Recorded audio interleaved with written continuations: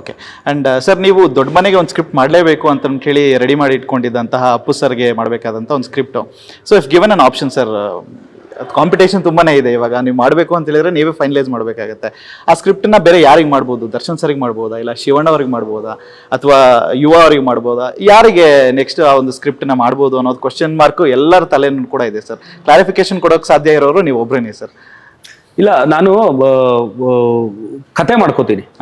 ಕತೆಗೆ ಕ್ಯಾರೆಕ್ಟರ್ ಆಕ್ಟರ್ಸ್ನ ಹುಡುಕ್ತೀನಿ. ನನ್ನ ಜೊತೆಲಿ ನವಗ್ರಹ ಹಂಗೆ ಮಾಡಿತ್ತಿದ್ದೆ. ಬಟ್ ಸಾರಥಿಗೆ ಮಾತ್ರ ದರ್ಶನ್ಗೋಸ್ಕರ ಸ್ಕ್ರಿಪ್ಟ್ ಮಾಡಿತ್ತಿದ್ದು. ಸೇಮ್ ಅದೇ ತರ ಇದು ಈಗ ರಾಯಲ್ ವಿರಾಟ್ಗೋಸ್ಕರ ಸ್ಕ್ರಿಪ್ಟ್ ಮಾಡಿದ್ದು. ಅಂದ್ರೆ ಫಸ್ಟೇ ಕಾಸ್ಟಿಂಗ್ ಆಗಿ ಆಮೇಲೆ ಸ್ಕ್ರಿಪ್ಟ್ ಕೂತಿದ್ದು.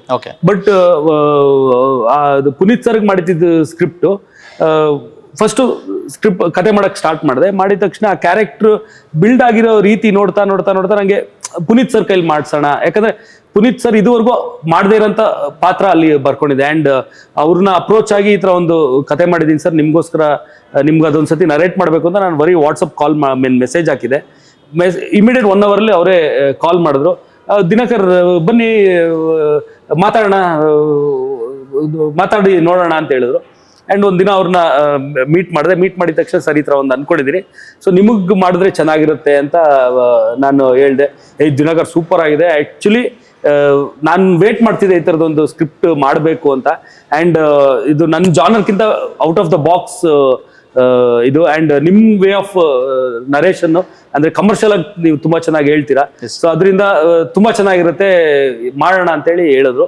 ಅಂಡ್ ಅದ್ರದ್ದೆಲ್ಲ ಪ್ರೋಸೆಸ್ ಎಲ್ಲ ಮಾಡಿ ಜೊತೆಲಿ ಒಂದು ಆಲ್ಮೋಸ್ಟ್ 1.5 year ಟ್ರಾವೆಲ್ ಮಾಡಿದ್ವಿ ನಾನು ಪುನೀತ್ ಸರ್. ಏನೇನು ಅಪ್ಡೇಟ್ಸ್ ಆಗ್ತಿತ್ತು ಅವ್ರಿಗೆ ಹೋಗಿ ಹೇಳ್ತಾ ಇದ್ದೆ. ಅಂಡ್ ಕಂಪ್ಲೀಟ್ ಎಲ್ಲ ಆದ್ಮೇಲೆ ಅವ್ರಿಗೆ ಕಂಪ್ಲೀಟ್ ನರೇಷನ್ ಕೊಟ್ಟಾಗ ತುಂಬಾ ಎಕ್ಸೈಟ್ ಆಗ್ಬಿಟ್ರು. ಅಂಡ್ ಒಂದ್ ಸಣ್ಣ ವಿಚಾರನೂ ಕರೆಕ್ಷನ್ ಕೇಳಿಲ್ಲ. ಇಲ್ಲ ಇದೇನಕ್ಕೆ ಇದು ಬೇಡ, ಈ ತರ ಮಾಡೋಣ ಆ ತರ ಏನೂ ಹೇಳಿಲ್ಲ. ತುಂಬಾ ಚೆನ್ನಾಗಿದೆ ದಿನಕರ್, ನೀವ್ ಹೆಂಗ್ ಅನ್ಕೊಂಡಿದ್ರ ಆ ರೀತಿಲಿ ಸಿನಿಮಾ ಮಾಡೋಣ. ಅಂಡ್ ಈ ಸೀನ್ ನ ಯಾವ ತರ ಪ್ರೆಸೆಂಟ್ ಮಾಡ್ಬೇಕು ಅಂತಿದ್ದೀರಾ ಅಂತೆಲ್ಲಾನು ಕೇಳ್ಕೊತಾ ಇದ್ರು. ಒಬ್ಬ ಸ್ಟೂಡೆಂಟ್ ತರ, ಅಂದ್ರೆ ಒಬ್ಬ ಡೈರೆಕ್ಟರ್ ವಿಷನ್ ಇದೆ, ಅದಕ್ಕೆ ನಾನು ಏನೇನು ಪ್ರಿಪೇರ್ ಆಗ್ಬೇಕು ಅಂತ ನಾನು ಎಕ್ಸ್ಪ್ಲೈನ್ ಮಾಡ್ಬೇಕಾದ್ರೆ ತುಂಬಾ ಎಕ್ಸೈಟ್ ಆಗೋರು. ಸಣ್ಣ ಮಕ್ಕಳ ತರ ಅಂತೆಲ್ಲ ನನಗೆ ಒಂಥರ ನಾನು ನಿಜವಾಗ್ಲೂ ಅಷ್ಟು ಚೆನ್ನಾಗಿ ಬರ್ದ್ಬಿಟ್ಟಿದ್ದೀನ ನನಗೆ ಆಶ್ಚರ್ಯ ಸ್ಟಾರ್ಟ್ ಆಗಿತ್ತು. ಅಂಡ್ ರಾಯಲ್ ಟೈಟಲ್ ಲಾಂಚ್ ಮಾಡಿದ್ದು ಅಶ್ವಿನಿ ಪುನೀತ್ ರಾಜ್ಕುಮಾರ್ ಅವ್ರ ಮನೇಲೆ ಮಾಡಿದ. ಅವರು ಮತ್ತೆ ವಿಜಯ್ ಕಿರ್ಗೊಂದೂರ್ ಅವರು ಲಾಂಚ್ ಮಾಡಿದ್ದ ಟೈಟ್ಲ್.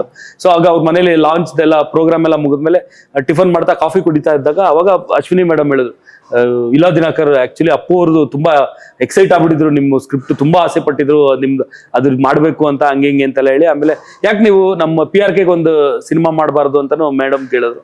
ನಾನು ಖಂಡಿತ ಮಾಡೋಣ ಮೇಡಮ್, ನೀವ್ ಯಾವಾಗ ಹೇಳ್ತೀರಾ ಹೇಳಿ, ನಾ ಬರ್ತೀನಿ ಅಂತ ಹೇಳಿದೆ. ಆಮೇಲಿಂದ ಅವರು ಸರಿ ನೀವು ರಾಯಲ್ದೆಲ್ಲಾನು ಕೆಲ್ಸಗಳು ಮುಗಿಸ್ಕೊಳ್ಳಿ, ಅದಾದ್ಮೇಲೆ ಮೀಟ್ ಮಾಡಿ ಮಾತಾಡೋಣ ಅಂತ ಹೇಳಿದ್ದಾರೆ. ಸೊ ಇನ್ನು ಅದು ಪುನೀತ್ ಸರ್ಗ್ ಮಾಡಿರೋ ಸ್ಕ್ರಿಪ್ಟ್ ಯಾರಿಗ್ ಮಾಡ್ಬೇಕು ಆತರ ಎಲ್ಲ ಇನ್ನೂ ಆಲ್ಟರ್ನೇಟ್ ಯೋಚನೆ ಇನ್ನೂ ಮಾಡಿಲ್ಲ ನಾನು. ಬಟ್ ಸ್ಕ್ರಿಪ್ಟ್ ಇದೆ, ಅದನ್ನಂತೂ 100% ಮಾಡೇ ಮಾಡ್ತೀನಿ. ಯಾಕಂದ್ರೆ ಪುನೀತ್ ಸರ್ ತುಂಬಾ ಆಸೆ ಪಟ್ಟಿರೋದು. ಅಂಡ್ ಅವ್ರು ಆಸೆ ಪಟ್ಟಿದ್ದ ಸ್ಕ್ರಿಪ್ಟ್ ನ ಕತೆ ಯಾವುದು ಅಂತ ಜನಗಳಿಗೂ ಗೊತ್ತಾಗಬೇಕು. ಅಂಡ್ ಆ ಸಿನಿಮಾ ಮಾಡ್ಬೇಕಾದ್ರೆ ನಾನು ಇದು ಪುನೀತ್ ಸರ್ಗೆ ಮಾಡಿದ ಕತೆ ಅಂತ ಹೇಳ್ಬಿಟ್ಟೆ ಆ ಸಿನಿಮಾ ಮಾಡ್ತೀನಿ.